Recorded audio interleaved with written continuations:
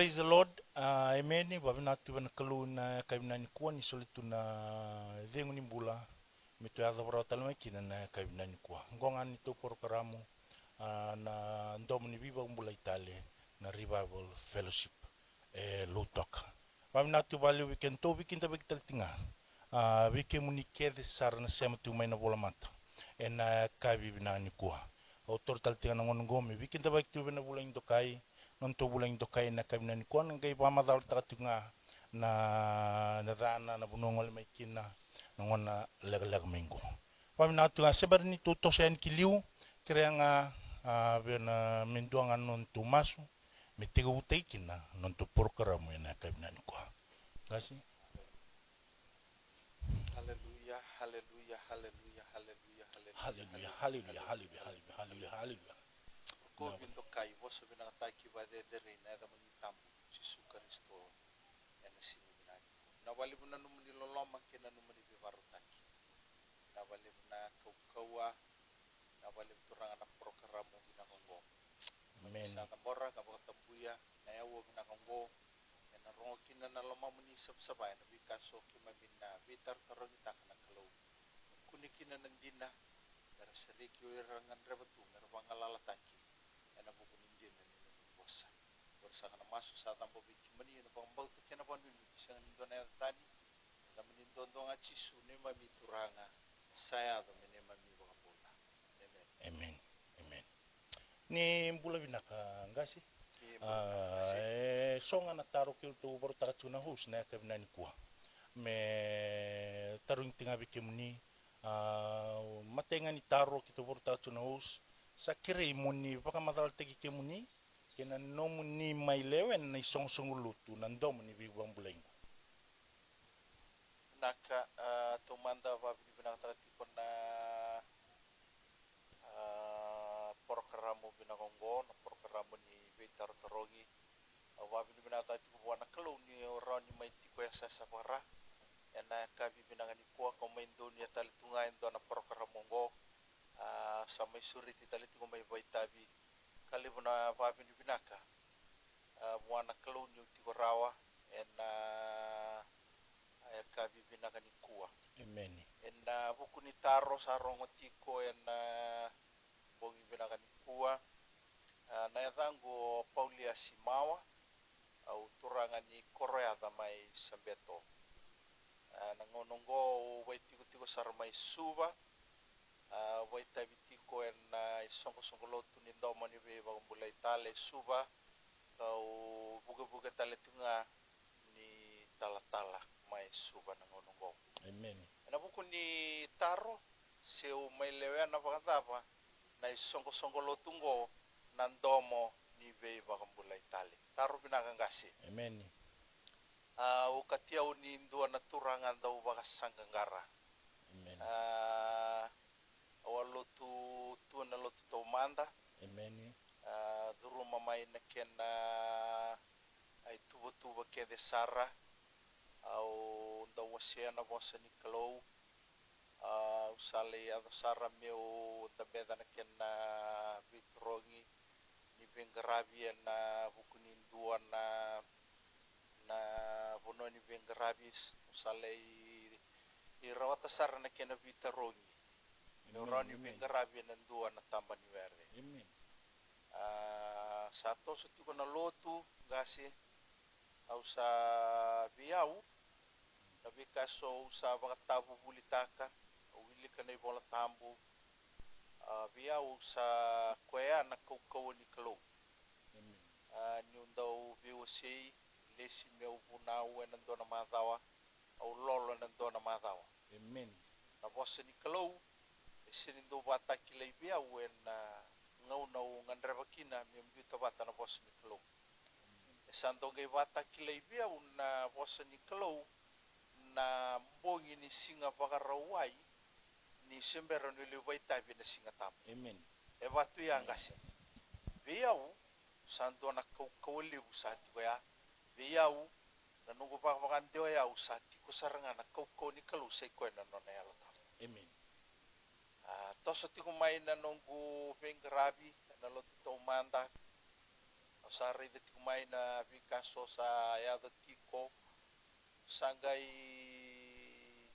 nunggu taro bolio yau nunggu masu tu buana kalau turanga keni na lesu mai na bono tiko kinango na rawata ng bula sangai yado tiko na nunggu baka sanggangara kasi en yang bakiru nundo lutini karua bagay doriki na baka tatambo ni singa ni mate tekilabi na kanalo to manda ayo wati kumiki na may nakoro may sambeto bagay doriki na baka tatambo ni nguni ang kona kena kan tabako au lewe na talitungay au na baka tatambo yan ni uti ko boleh ngay nakoro pronondo lutin karua mani baka tatambo tu bat kira na lewe ni koro endo na matawa Yo tiendo na mata wangasi au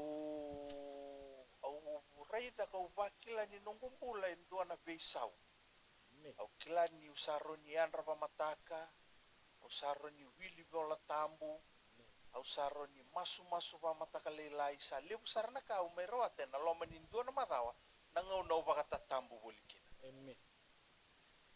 ni vato kaya na kau lakaturu mangasi au sama ni nanuma meu sa tomana tumanda na baka tatambungo meu masula katiko buana kalau me baka takila me biau na bonuan tundonu meu na lako kina sena tapa meu na baka dora meu na roka kina ni kune anandina ni bosa ni kalau sena bonu baka sanggangar boli sama ni tomani na baka sanggangar kasi tomani tikungo sianga ni oti na lolo may na moniti kina singatamu nunggu lolo yau na ono na kaloka na matakalaylay kina ono na kaloka na yakan go sianga nindo sarang anak kanang go ngasi sianga nindo nangun go na kena sangangan resaranga na lomangu kenelo go meu baka sanggarana dina sianga wala nga ni nunggu lolo awili ka na bosa ni kalau sa tigbu talangay kya na nunggu sa baka sanggangar waboki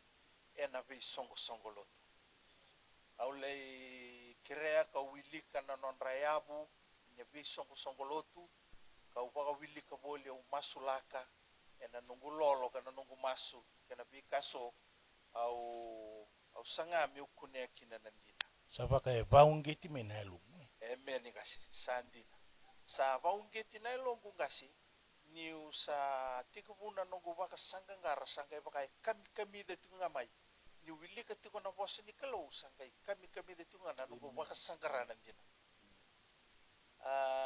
uparita katong kasi sa libusara na songo lotu aulay baka rongoda aulay wili ka na non rayabu ni songo lotu yasanga tiko nga ni tarati ko na nungumbula me ubakila ni ndona kame tarayau me baka meu ronisuli yau kina ena be baka bubuli kau rongoda kau reida ena buku ni nunggu baka sanggangara amen yang kasi main na ruan undolu o tinikarua amen saya to main na ruan undolu rua sanga bulu kaba siya lako tunga na baka sanggangara amen wili ko tunga na bosa ni kalau sanggai baka tarayau tiko main na kaya baka tokai na papitaiso au samba ni baka tataro sara mana sona lotu pentiko au bataronga beira rawan ni papitaiso au lesu tale kina lotu tau manda tuni biau rawa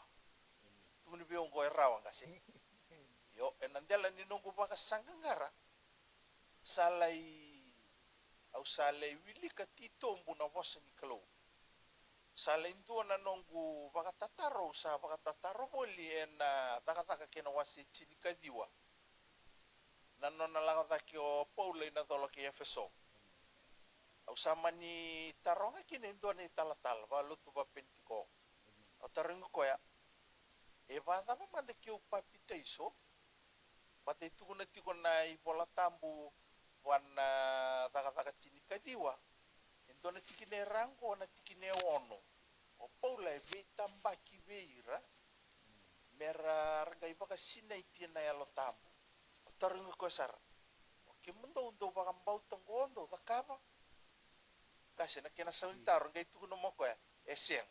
Is. Baka bimba na longo. Au sangai tumburi au endon na nunggu loma-loma niau. Kasi sa ruame na Tumay yambaki. ka nung bakatataru sa dailibungan mo Di nasara kasi. Anjin. Ruan na yambaki ngasi na nunggu bata taro boli mai. Nunggu baka sanggangara. Au sama iado saratunga ika. Ni satu kuni talibia ni sianga nirto udakapa. Au satu na nunggu baka sama ngasi usaba nananu. Kembali-bali sianga nindo na isongko-songko lo tuibi ti adakapa ngo. Kona kau sa wili katingo. Sama ni toso usa sanggai toso ta kena nunggu lolo nunggu masuk kasi na nunggu sa ngandre avasar ngai longu me baka takila bio nakalu na tapa mandana ndina baka sangkarati yo ba bini ni dona turanga ketua mai taka paten to nguna ngono ko sati ko sar mai Australia au bio sibwa sanggai patakila bio ko ya na kai ko baka sangkarati ko ngori kito baka ya dorati ko tarin ko sara songko lo tu tama gori no ko biau ko na domo ni be ba kambula itali na revival fellowship of Fiji tarin ko ibe na bonu itu ko kinum do wali lotu no ko biau gasi iti ko ibelo belo e baka ni usenga ni kila ibelo belo mabnaka au baka tataro indona singa tambu au sama ni ngole sara belo belo au sa tiko na songoni na singoya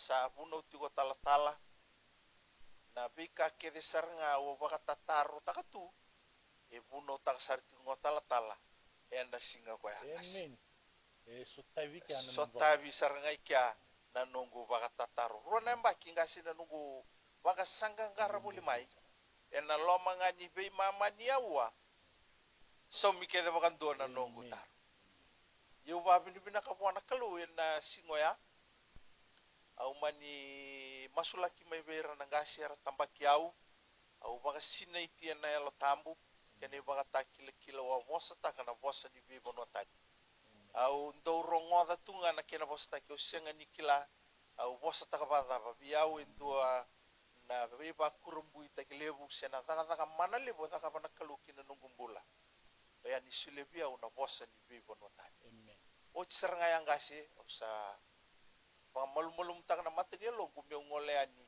ena bono ni papiteso o sale papiteso tak kamon romudi na wai amen me baka to do ta kana bosa ni kalo sa tiku mai nela kola ko mai na ronondolu rosa ngabulu ronondolu chinikarua na bula ko tune naika tinikarua ni singa ngasi me ado batiku mai ngo ngasi sakene ka tini ni ambaki amen yo senga wale ngoya na nunggu sa baka durumi kina loma ni mate ni tu ni kalau sanggai tu na nunggu ngangan retito bu merto kila talenga na dina orto na nunggu mata bu bali o babi ni binaka kasi ni uti ngai rua talen na bula au kauti randi ni wale mai baka talakin na nunggu lumatua aro tu mai baka sina iti talenga na elo tambu bosta kana bos ni bibono tani papi teiso taki tambon romu na wai main na ngau noya na wako sita waya una tune orau na wako sita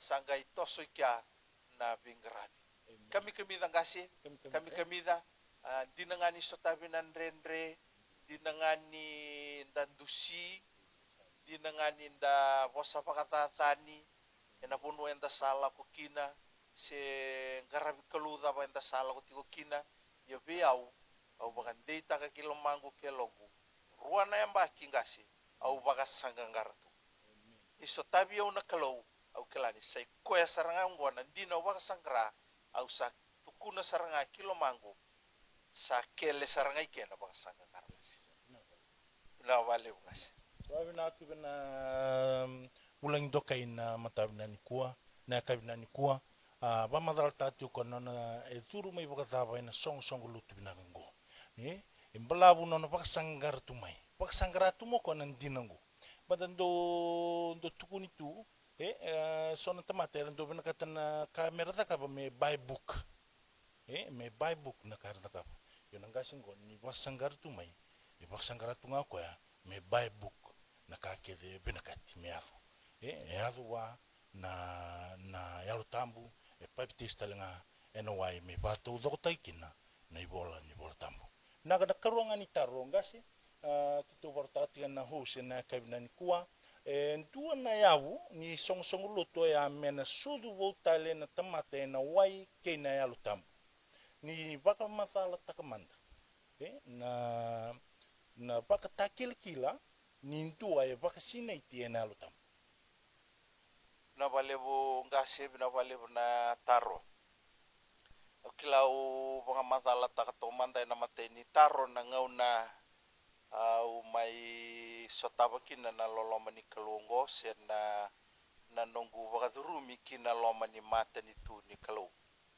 Kilai matata saratunga vakabinaka na ibola tambu ni ngauna robi talano tuko kina o chisu vatake nikotimo endona farisi endona vakabubuli kilabi na katoko na lawa bir kotori na nonra lutu na chiu na ngasi na nonra lawa bir kotori na chiu e ono na rau chini katolu kimbali ndu ela kutu ni ngolit pakata taru tu be chisu samba umbuta binaka sartunga meni buta binaka sartunga ngoka ngasi yo elitarongi chisu okoya yo naka ndarai ke ngasi lako ko nambongi to ni volta puni lako bechisu iya roni dona kawa ngori ngasi iya lako ko bechisu nambongi le baka taro bulyo ko ya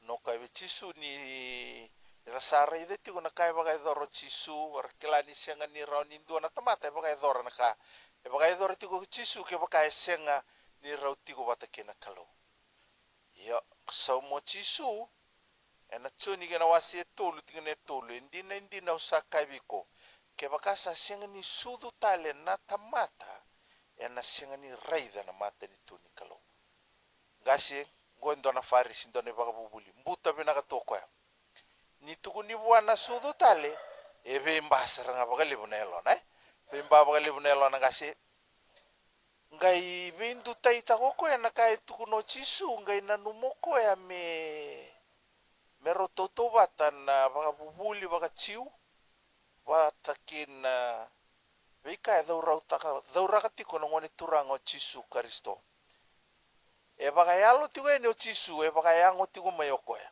tarongo ko bichisu me ya bata bango we usanga situko me uduru baka ruana ketiti nangu menga isutu mai ye na nanumuni taro na yabu ni songo lotu e tiko na tsuni kena wase tolu tikina lima endina usakai biko ke bakasa senga ni sudu talendua ena wai kena lo tambu ena senga ni durau kena mata ni tuni kalau yo na yabu yangase e yabu saranga mai bane bola tambu ka yabu tikituki na yabu ni songo lotu na baka sudumi ena wai kena yalo tambo nindaru baka lesu yangasi o chisunga ko tukuno koya ena madhiu kena wasi wono tikine tolu sanga bulka tolu me baka sangarai to manda na mata ni tu tuno koya mata ni tu baka sangarai ena me matai saranga ngasi ena ngai soli me kena ikurbe kem dona be kake ngongo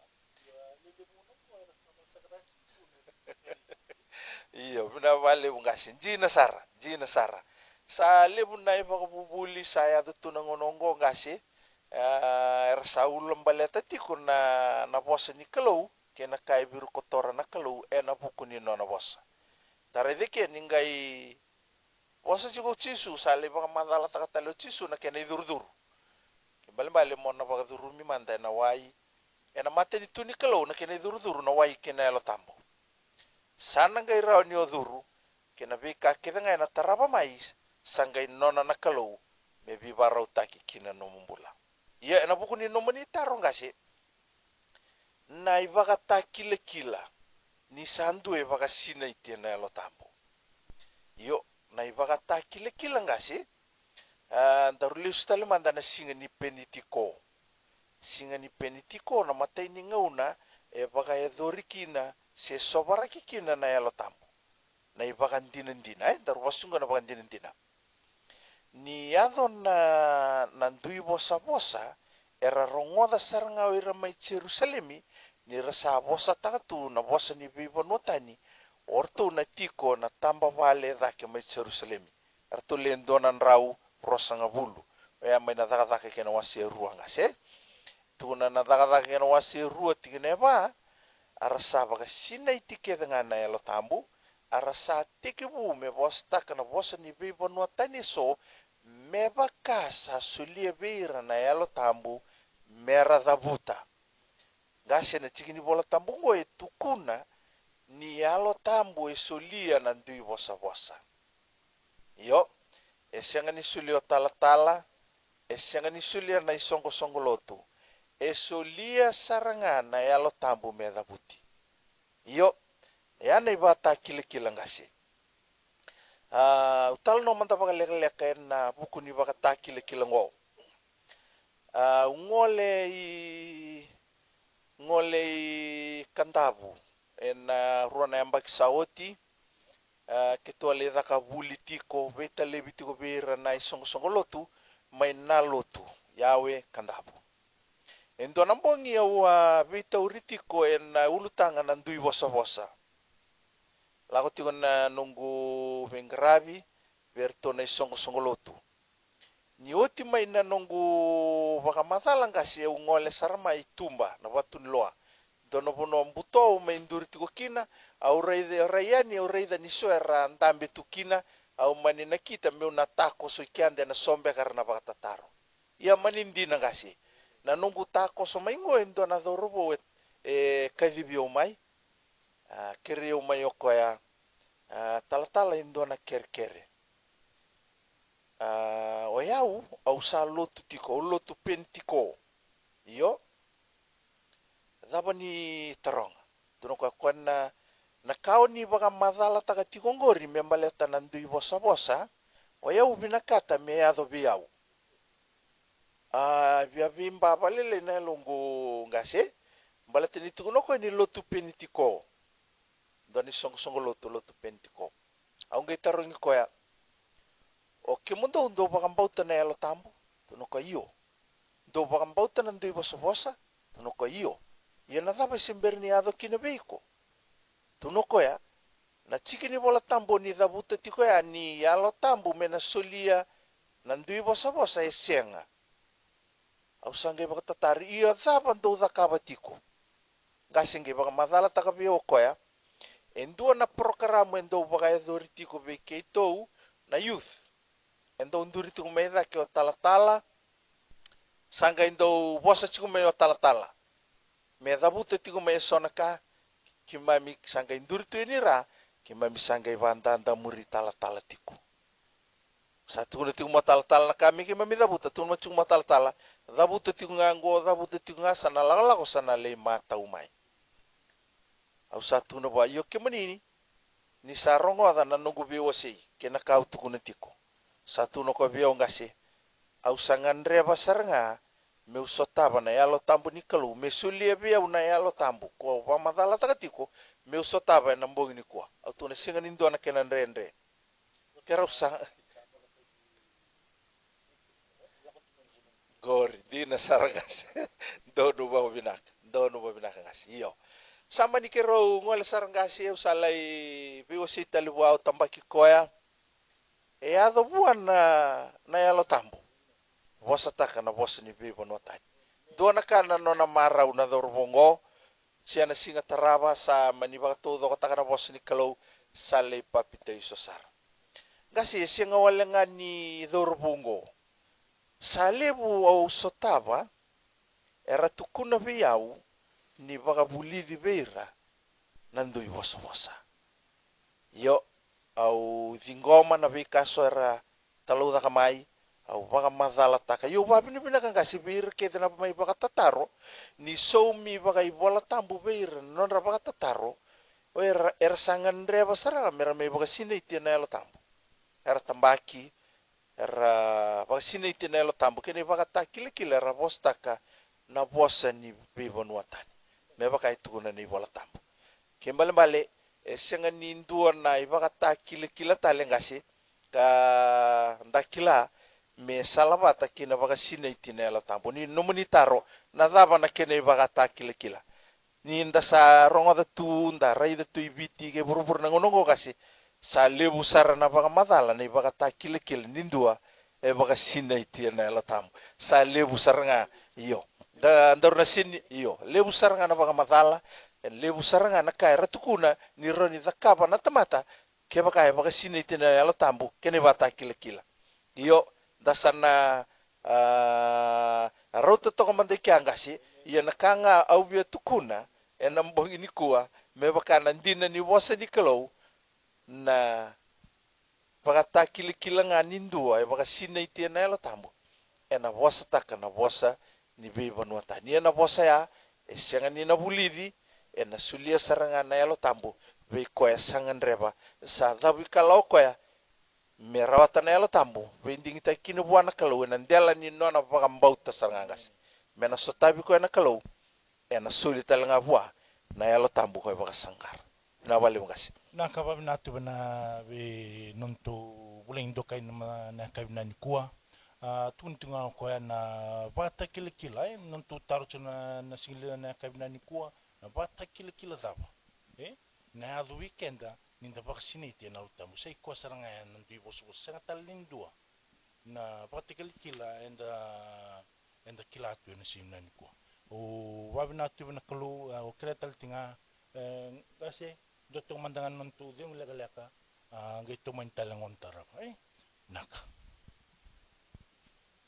in bulu na tale ngonga na ndomani viva bulu itali na revival fellowship ngasi ke kimuni beto mana tal numuni sauni taro na karuni taro na kavinani kwa ye bina pale bo ngasi utomana tal nga bagale lain na ivata kila ni sa baga sina itina ela tambo ena nona vosta kana vosa ni viva nuatani ngasi ni ngole dake o Paula na dolo ke Efeso sa dakatuna lutu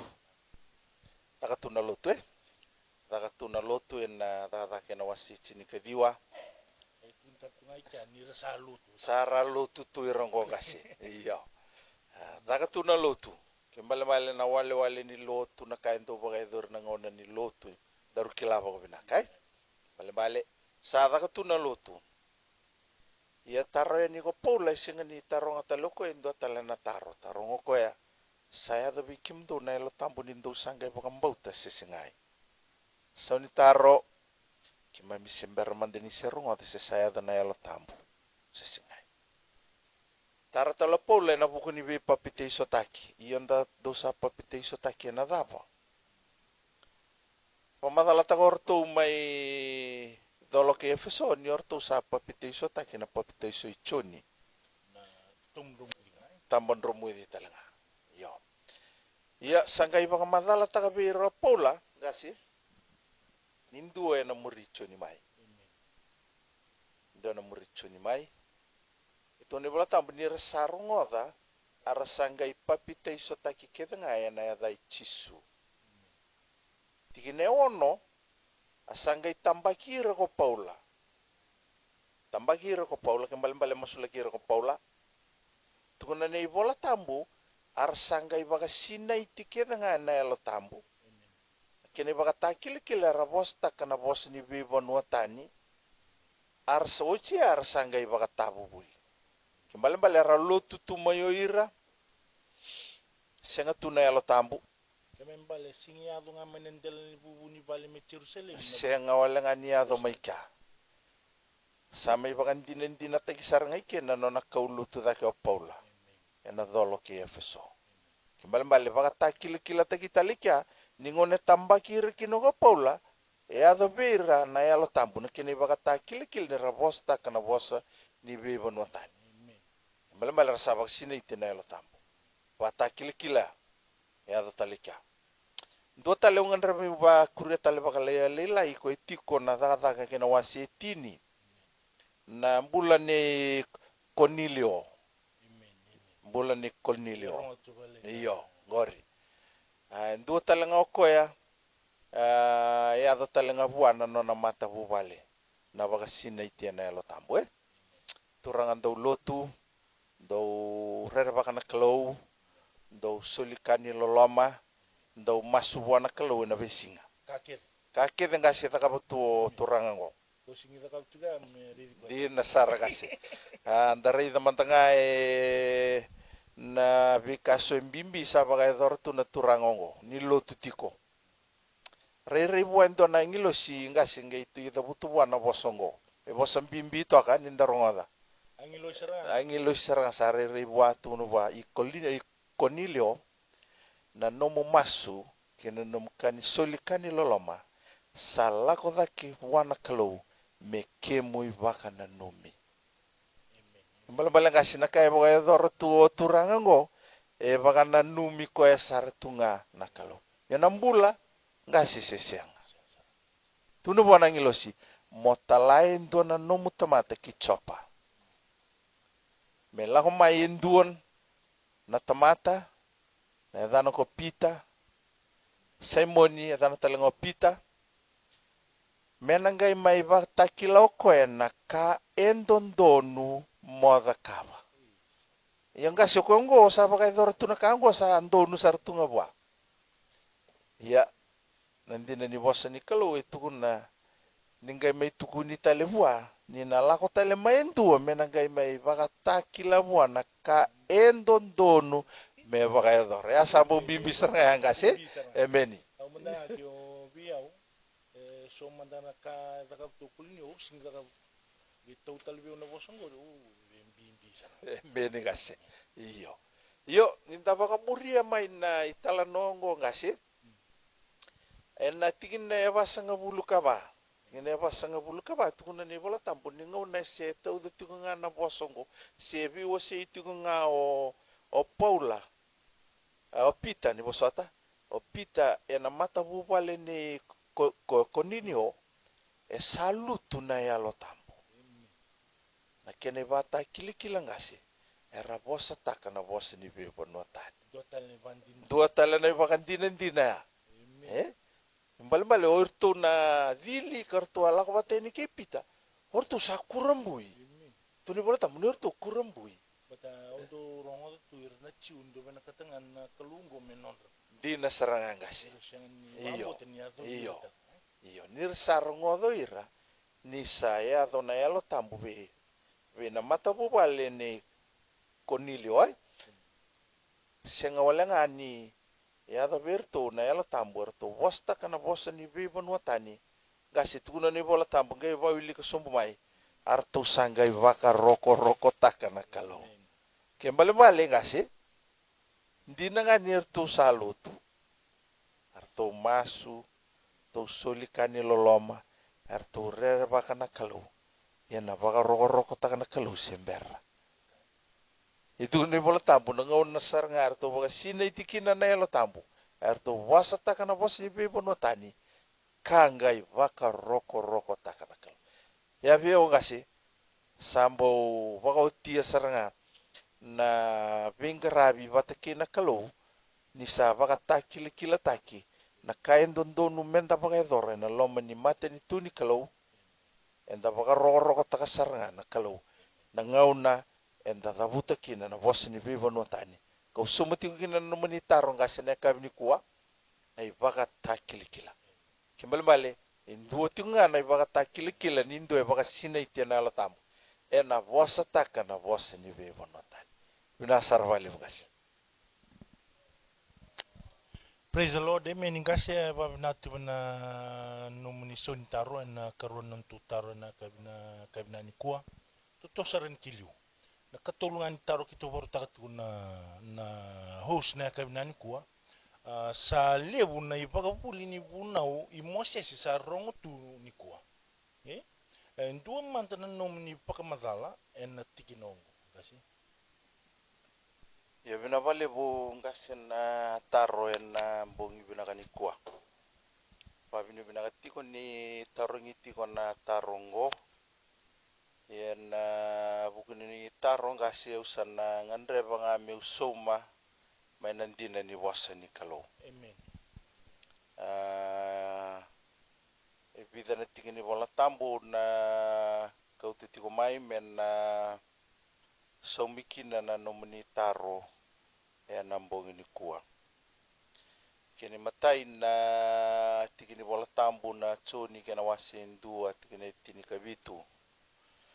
Yani nda wilika na ibunau e solibe Mosese. Iyo Chisu Kristo sanga iado kina na loloma kenandina. Kila babinakan na ibunau a solibe Mosese may na uluni banua ko sa inyay. Iya dasa reda na tikini bola tambungo Chisu sama iado kina na loloma kenandina. Nindaru bagandeuda na bola tambu na bosongo na loloma. Itu na bikin daru na bola tambu e na Roma kena wasi 5 tigine 5 ni itu na ni bola tambu ni sa senga na mandua e na buku ni nui nui. Ni sa sobaraka kina e londa na kalau na nona loloma sa sulia kina weekenda na nona e alo tambu. Kembali na tigini bola tambu ya ngasin daru reida saratunga kina na loloma ko e kouta tiku mai na ngone turango Chisu Karistungo na loloma ko e kouta tiku mai na ngone turango Chisu Kristo sai ko e na nona e alo tambu. Na e alo tambu saranga e kouta tiku mai na ngone turango Chisu Kristo. Nindaru raida talenga na loloma ngo ngasi ni tugu ni tiku na tikini bola tambu ko ubi wasi tiku kina. Na loloma kenandina. Nio na raida nei bola tambu. Na loloma se na yalo tambu. Ora usala batanga kenandina.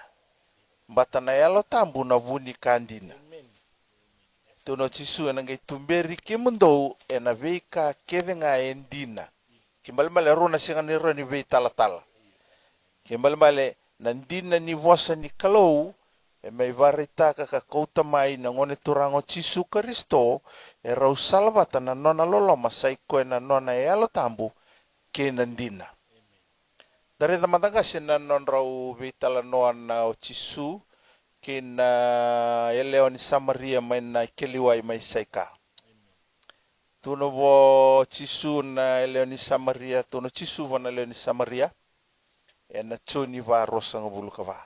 Tuno koe wa ai alo na kalau o koe sa lotu wa me lotu waka alo ka waka indina. Nyo bandu taita kana loloma kenandina ko waka matala takati ko satuni bena leo ni Samaria ngo waka alo ka waka indina. Ia waka alo ngo ngasi kembali na alo tambu kembali me rawa iliu na alo tambu sangai alo ni kalau se alo tambu sangai waka indina na no mungarabi kalau. Malmale lako tiku mo Chisu ngo ngasi e kau te tiku mo koea na sole ni loloma sai koe na nona e alo tambu salamuria saranga mai nandina.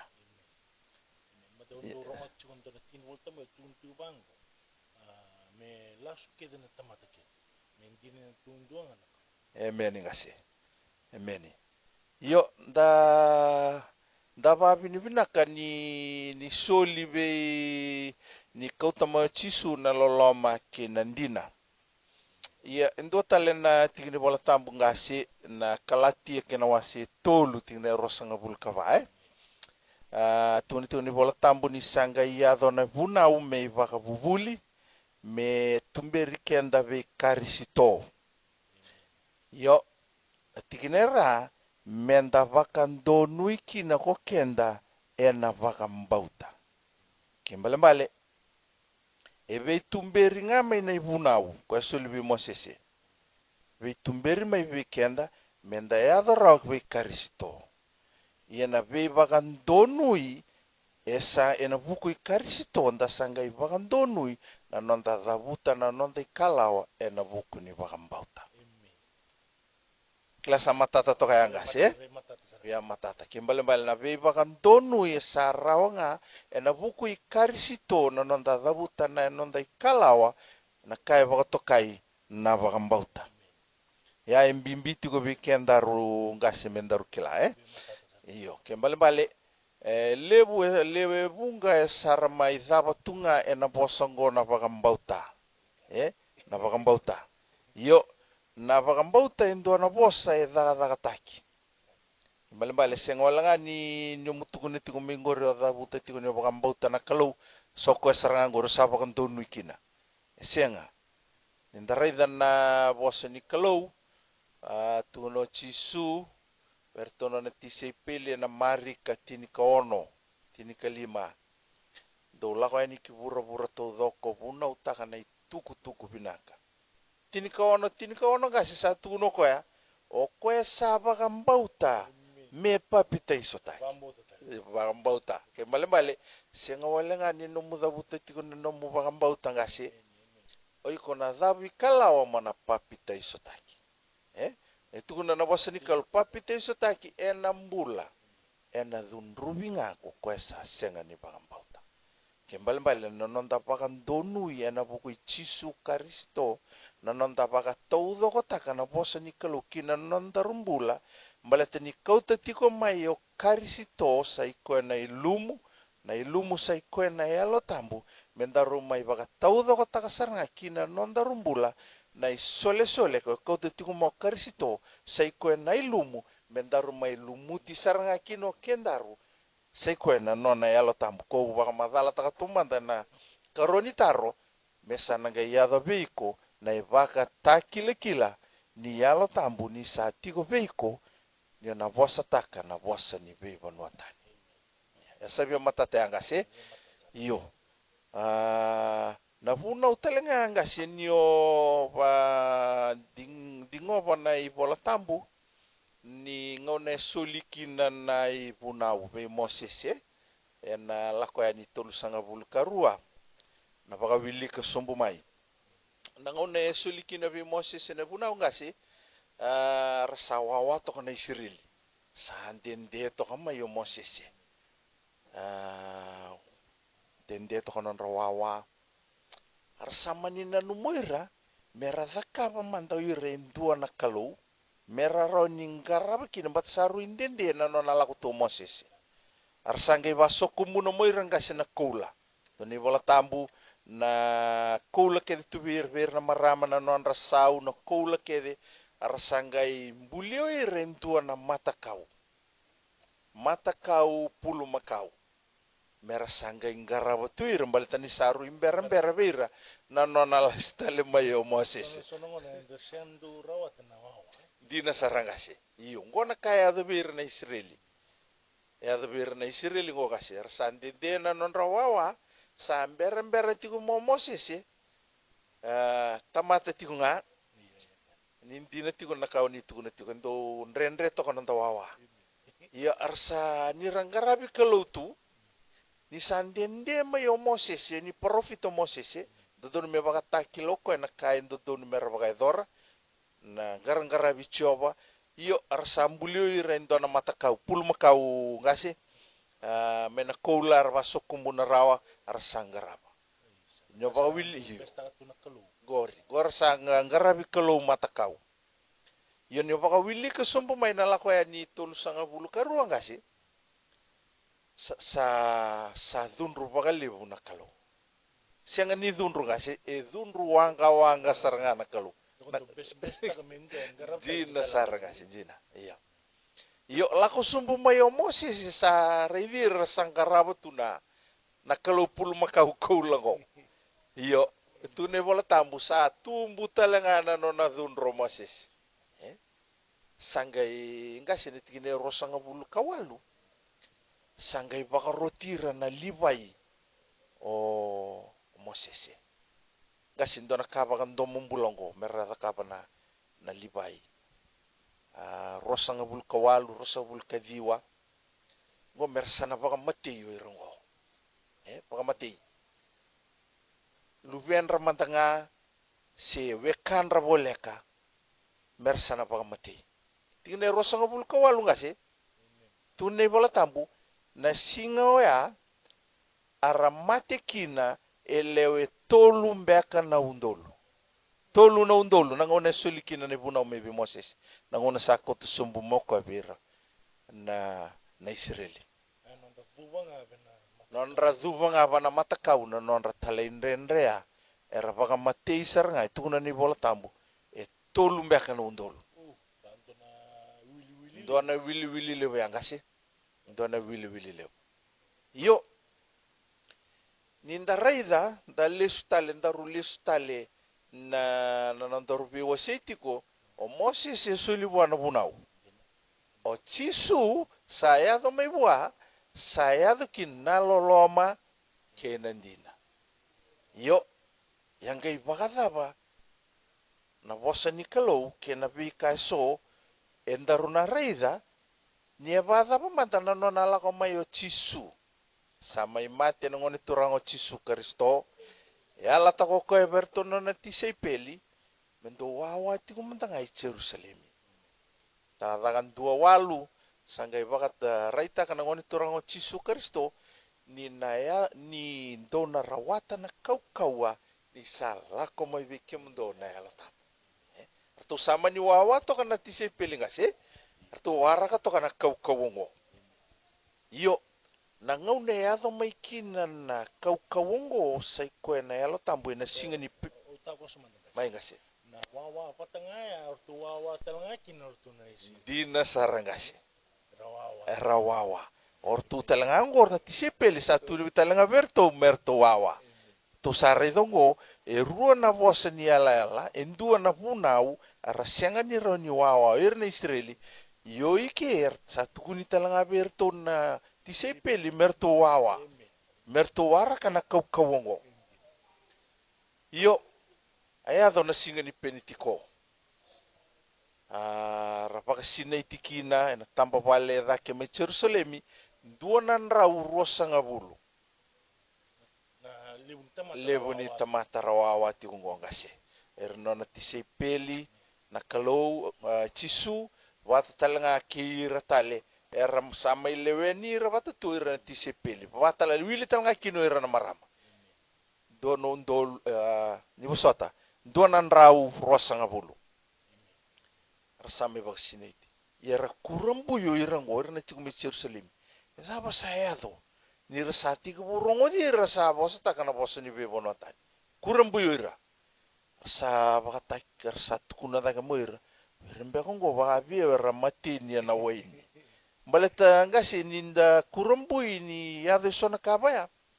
Ilibu na baka madala ndaro ni baka madala takai. Iyo. Vakandua ngasi, vakandua. Vakandua meada na kango itu ni bola tambera kurumbui. Kurumbui seranga. Ya sangga itu dake ko pita. Sangga baka madala ta ko pita bira. Nadaban di neado. Sangga baka madala kino pita tu no ko bira. Nakaya dongo kae esa profisa itago choeli. Na profita choeli. Esa profisa itago chimoko na choeli kana wasi ruot kina rosanga bulkawalu. Ni na yade na ngau na mai muri na ngai sobara kana kaluna elona kibeira na tamata kida. Oirango ngasera senga tunikila. Oirango ira na chiu. Oirango rando dhongatu na ivaga bubuli kede ichisu. Oira na chiungo ko sulibeira nai punau. Ni mai vaga bubuli bolo chisu era senga ni vingoma oira. Era senga ni vingoma ra oira. Mbaleta satunga na non rai vaga bubuli. Ko wa madala takatumanda. Ono nan rau tolu sanga bulu ngasi. Na ivaga bubuli vaga chiu.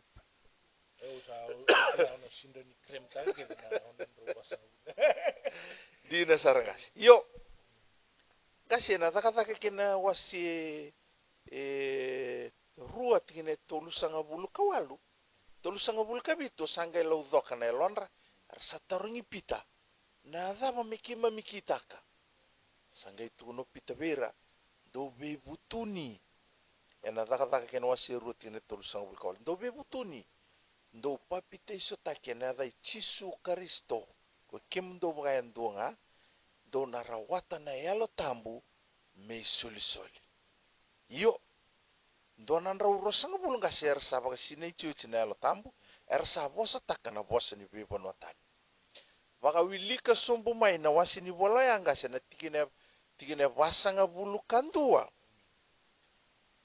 Ni ado tina singini pentiko ya tomani tiku ngama inorto baka bubuli ortona na ya positolo. Aramani baka sina ititale na yalo tambule tolu tale na undolu. Dhaka rua vasanga bulu kandua. Aramai yado bira na vosa ni ala yala. Kembali ndarumbiu tabata na vunau mosese mate tolu nundolu na tamata. Ve Jisu Karisto ko kauta mena loloma kenandina sai ko na yalo tambu. Wata kena vuni kandina sai ko na nona yalo tambu. Ni sobara kina yalo tambu na singa ni penitiko e ado kina nambula tolu talanga nundolu. Amen. Baka tutu watu na namba ya. Dono kasi. Ya kina matia ve Jisu Kristo ya kina. Mati kya mbula isanongo ve Jisu Kristo. Iyo. Iyo. Nio ndangai wakawilika nilai reida paula ngai poloko evertumi kornida. Kena wasi rua. Karua ni kornida tolu ono. Ngai tunoka. Nakasaba bolai sabe wakamate. Ia nakaba yalo sabe wakamulai. Nakasabolai ngo na ibunau. Kembali bakan din takati ngopaula. Nangau na soliki na ibunau ya be Moses mai seniai aramate kine tolu no undolu na tamata. Ia be Jisu Kristo o koya kautamain wakayalo mbula kina sobara kina yalo tambu tolu tale no undolu rambula. Amen. Yo darure de toka na vakamatala leka membaleta na vunau. Yo darure na vialela tia sama ida kava na kalau. Wera na Israeli ena vuku ni vunau. Yo darure ngasi enda ninda vaulika na ibola tambu darure na kaira laku duruma na Israeli. Na nonra mbiu mai chipita. Meraya na pono na kena ni vou. Indi na nga nirareida tu na nona viva kambulai na kalau. Di na nga rasaraba tu na dhaka mana ni kalau. Yung kasi, si tunga vira na mbula ni talain renre. Talain renre tunga wirongo. Na vika so era reida, era dhaka mana kina vira na kalau. Tunga vira na mbula ni talain renre. Ia, ni yado tiko mai na talain renre ngo sama reida tiko na kalau. Into na vialela tia sa dhaka poko e vir. Nangone sulia mai kinoko e na ibunau. Ena ulu ni puno sa inyai. Yo, sa reida tiko mai na kalau na kasaya yado tiko. Sa singanira ni vaongo. Sangai bukida taloko e mendua tale na vialela tingasi. Elevu era tiko ngai na matai ni vialela tera senga ni kila. Ni oira na Israeli asama indua tale na vialela tibu.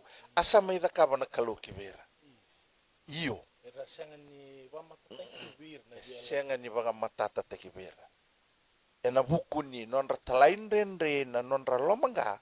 Sada kaba tale na kalau indua tale na vialela tibu vera.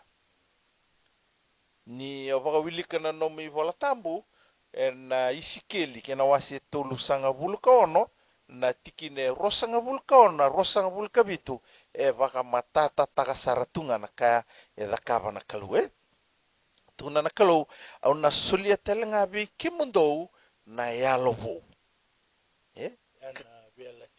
yana viala latibo dhakava na kalu vir na Israeli Atuno ko ya ver to ver na Israeli au na sulia telenga bi kimundou na yalovo Kembali sandu na kabo sa parau sulia na kalubira. Sandu mandana ya lo sa tiko rawa. Iyo sa tukuna ike na biala lati sulia na kalau ni sana sulio ko endua na yalopo. Endua na yalopo sa sulio ko.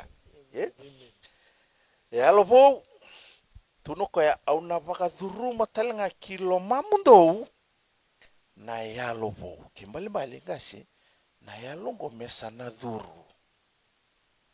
Mesana pakadhurumi, veira, na solitau manda vera, na vunau, se na vea lela tiko suli vi Moses.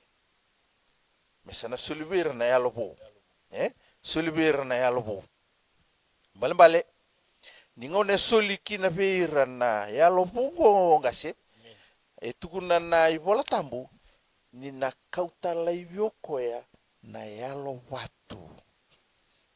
Amen, Duno koe na kauta koe na kauta laivyo koe na yalo watu, kana ngai vakadhuruma veke mundou na yalo vakalewe.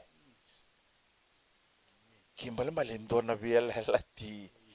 Sa kama na kalungo, sa kiloko ya na kaira lako dhuruma tumai na Israeli, na lomanga na talain rendre, uirongo sana sianga nirao niravesau. Mesa waedhuri ngavire indua tale na yalako. Nendua na viela helati bo. Mena kaula ibisar ngamengasi, na vuna wetini, se na viela helati edha kaya volai enandela ni vatu. Kimbali. Na watu batanga na kena volai enandela ni vatu, na yalo talenga ramai vingoma kina oira na Israeli, watu bakatalenga kina, na non rambulo koendre chiku kina mera vingoma oira, na itugutuku. Iyo. Kwa sabi ala tikina ngona kalau, me kauta lebisar ngoko na yalo batu, kangai bakaduruma enyoko ya, na yalo bakalewa.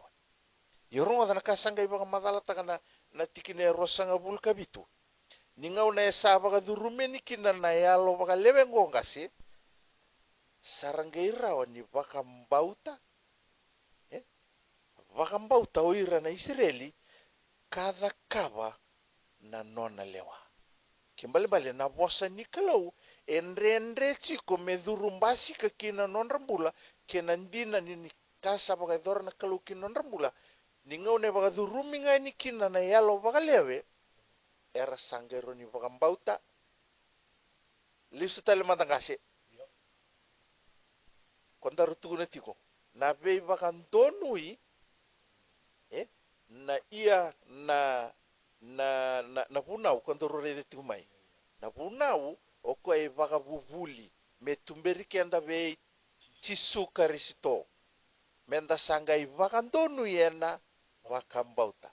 Yenda raida na tigini bola tambuke isikeli tonu sanga buluka ono, rosanga buluka bitu. Satu kune iki na kalau. Ningau na ngai na bakaduruma ni kinoko na yalo bakalewe, era sanga ironi wakambauta kamuria na lewa. Praise the Lord, guys. Amen. Abakai matata tingamai na hang.